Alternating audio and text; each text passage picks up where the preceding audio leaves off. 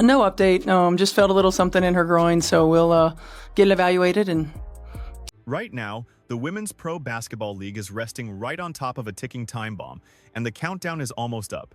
Should these explosive whispers echoing through the highest levels of the organization hold any water, we are staring down the barrel of a catastrophe that might wipe out matchups and completely shatter the biggest financial boom this sport has ever witnessed. I am talking about the absolute ultimate threat, a full-scale athlete walkout. Those quiet background murmurs have erupted into deafening roars, with supposedly leaked tapes and secret chats exposing a rising army of seasoned pros ready to drop their jerseys if the Caitlin Clark sideshow isn't shut down right this second. Forget about petty envy or simple athletic rivalry, we are way past that. This situation has mutated into an absolute employment nightmare, with the roster convinced management is breeding a dangerously toxic workplace. How? By placing a single first-year phenom on a pedestal, completely dismissing the well-being, mental health, craft, and history of the pioneers who carried this game on their backs for the past 28 years. The press wants you to believe these are just natural adjustment struggles, yet the truth behind closed doors paints a picture of outright locker room rebellion. Rumor has it that the squad is absolutely sick and tired of what looks like incredibly obvious special treatment, unhinged crowd antics, and a broadcasting empire that constantly frames black athletes as the bad guys just to elevate a chosen hero story. Should these veterans actually pull the trigger on a boycott, refusing to step onto the hardwood whenever Caitlin Clark is involved, it would transcend typical sports headlines. It would trigger an absolute meltdown of the league's entire public reputation. That terrifying prospect is exactly why executives are allegedly losing their minds right now, desperately scrambling to suppress an uprising that is already bleeding into the live broadcasts. To figure out how things spiraled so far out of control that seasoned professionals would willingly torch their own salaries just to send a message regarding a 22-year-old newcomer, we need to strip away the thick crust of bitterness that has been hardening ever since the second she announced her jump to the pros. This bad blood was not ignited by a single aggressive shove on the court. The seeds were sown when the roster realized the executives were eager to sell their soul and rewrite history just to make a fast buck. Gossip exploded. Once voice memos and text chains started bouncing around underground channels, reportedly catching stars going off about the massive hypocrisy surrounding protection details and transportation. For more than 10 brutal years, absolute icons of the game like Diana Taurasi, Brittany Griner, and Asia Wilson have been forced to cram their bodies into cheap coach seating alongside regular passengers, battling endless layovers, physical agony, and punishing itineraries that would snap a lesser athlete in half. These women begged for private jets season after season, pleading for their basic physical well-being, just to get hit with the same tired excuse that the money simply wasn't there. Enter the golden child. Overnight, citing the intense crowd threat tied to her superstar status, the front office magically discovers millions hidden in the couch cushions to fund a luxurious private aviation setup. Even though that upgrade benefits the entire roster on paper, the supposedly leaked vibe from behind closed doors is pure, unadulterated rage. Established players apparently believed their security meant absolutely nothing until a certain high-profile player was put in danger, and that undeniable stench of privilege has completely ruined the atmosphere. That decision broadcast a loud and clear signal to the rest of the women that they are basically peasants in the very house they built. They felt reduced to nothing more than background extras in a massive reality television event, which laid the ultimate groundwork for this looming mutiny. The core issue is the sickening realization that talent no longer rules supreme. It is just a promotional vehicle completely rigged to favor a single individual. However, the plot thickens even further. As the true agony stems from the jaw-dropping financial differences, you truly need to peek at the bank accounts to grasp this level of fury. Word on the street is the rookie locked down a staggering $28 million contract with the biggest athletic brand in the world. An absolutely mind-bending sum that makes the lifetime earnings of multi-ring champions look like pocket change. Sure, everyone understands that shoe companies are separate from league payrolls, but watching a newcomer stroll onto the court clutching a custom sneaker contract before she ever even broke a sweat at the professional level felt like a massive slap in the face. That stings brutally when an absolute titan like Aja Wilson, holding multiple championship rings, double MVP trophies, and top defensive honors, was forced to grind for years just to get a crumb of that respect. Whispers claim this insane financial chasm has completely fractured the locker room. When your veterans are breaking their backs playing in foreign countries all winter long just to keep a roof over their heads, Watching a fresh-faced college kid get handed a golden crown breeds a breed of resentment that cannot be masked by any fancy media training. Those supposed secret chats point to an overwhelming feeling of disrespect, not solely about the cash, but about the total erasure of the women who truly bleed for the game. These athletes are essentially demanding to know, why on earth should we sacrifice our joints taking charges and crashing the floor to prop up a newcomer, while the entire globe treats us like we are invisible? That massive wealth disparity provided all the necessary gasoline. Yet the final match that almost burned the whole house down was the on-court violence that the news networks cannot stop looping, especially that infamous Kennedy-Carter clash. It became the absolute most talked-about body check in sports history. The exact moment she sent the rookie flying and allegedly dropped an expletive, the internet completely lost its mind. Yet the giant news networks completely overlooked the real truth buried in those underground whispers. This was absolutely no random flare-up of anger. Word on the street is that the heavyweight veterans were sending a deliberate, chilling warning. Rumors are swirling that the old guard made a silent pact to crank the initiation dial straight to level 11 for the rookie prodigy, aiming to shatter the egos of both the player and her loud followers. But naturally, the vicious public fallout from that physical play was the exact spark that ignited these whispered walkout conversations.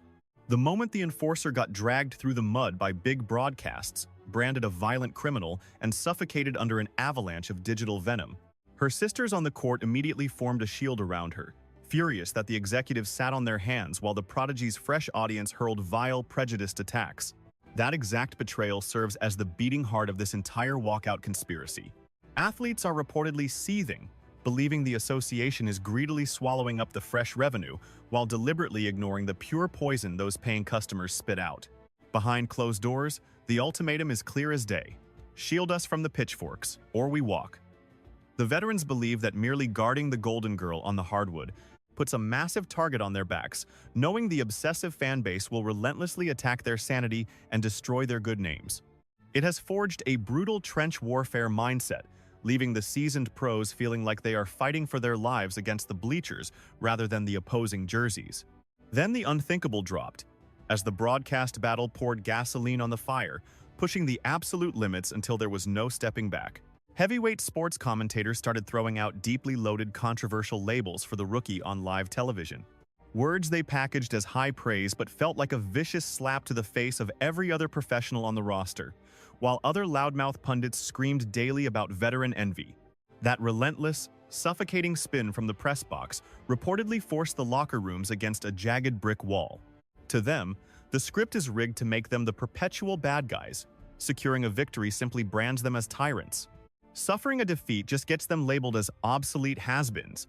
So these underground boycott whispers are their desperate, explosive strategy to snatch the microphone back. Their ruthless mindset operates like this. If the world truly believes the rookie is the sole attraction, then challenge accepted. We dare the executives to televise a spectacular showdown where she is passing to absolute ghosts. This is the ultimate high-stakes standoff. The seasoned pros understand full well that the entire sport collapses without their elite skill. The golden child might have a lethal shot, but she absolutely requires bodies to block, assist, and guard her. Should the unified powerhouse of women's basketball simply fold their arms and refuse to lace up, the billion-dollar spectacle instantly transforms into an empty gym shoot-around, completely stripping the organization of its hard-earned crown. That is the nuclear button they are resting their fingers on, and the murmurs suggest they will not hesitate to press it if the mockery does not cease. You absolutely cannot unravel this explosive saga without diving straight into the deep cultural and systemic tensions throwing gasoline on the flames. For decades, this arena has been fiercely championed by women of color, warriors who have bled on the front lines of equality battles long before it was trendy. These athletes carved out entire championships in honor of fallen sisters and went to war to bring their wrongfully detained teammate home from overseas. Today, they watch a tidal wave of fresh ticket holders flood their sanctuaries, bringing an energy that feels fundamentally dangerous to their core identities. Secret locker room transcripts supposedly reveal a heartbreaking agony, a belief that their bosses are bending the knee to a new crowd that openly spits on their established legacy. Walking off the hardwood is less about money and entirely about demanding basic dignity, especially as rising stars from opposing camps turn into absolute magnets for society's ugliest divides. Despite putting up monstrous, undeniable numbers in her debut season, This fierce competitor finds herself permanently painted as the dark villainess to the golden savior. The locker room stared dead at this manufactured black and white comic book storyline and entirely refused to swallow the poison. They watched the league slap heavy financial penalties on their emotional sister for skipping a microphone after a heartbreaking defeat, while the Golden Girl gets her path lined with silk rose petals. That glaring hypocrisy dominates every secret text thread, fueling a massive paranoia that even the referees are blowing the whistles with an agenda. The camera lenses only point in one direction, and the front office's promotional engine feels entirely rigged to spotlight a single face. Threatening a total blackout is their way of screaming, "We catch your little magic trick, and we refuse to happily dance while you erase our history." Yet the absolute checkmate, the undeniable proof that the old guard still rules the kingdom, arrived with the explosive international team selection. The moment the brass intentionally excluded the Golden Rookie from the United States flight to France, an absolute earthquake shattered the athletic universe. Audiences lost their minds, crying over lost dollar signs and sponsorships, but behind closed doors, whispers confirm it was a cold, calculated execution orchestrated by the elite. The murmurs suggest the heavyweights drew a massive line in the sand, warning that her presence would detonate their locker room unity. Word is, they utterly refused to let the three-ring media carnival touch down in Europe, despising the idea of every single drill revolving around one name. They absolutely rejected the nightmare of answering microphone questions about her during every quiet commute to the stadium. Locking her out was a brutal reminder that blood, sweat, and years carry vastly more weight than viral fame. It served as a stealth boycott, barricading the sport's holiest temple against a corporate cash grab. Predictably, though, this massive triumph for the old guard just dumped a gallon of gasoline straight onto the raging inferno of her obsessive followers, pushing the cornered athletes to grip their weapons tighter, making a catastrophic, league-shattering walkout feel dangerously close. You can literally taste the venom in the air every time the whistle blows.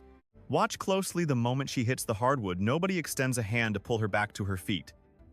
That bitter resentment echoes right through the blistering glares shooting out from the sidelines. Listen to those microphone-in-face moments after the final whistle blows, where athletes stubbornly dance around, ever letting her actual identity slip past their lips.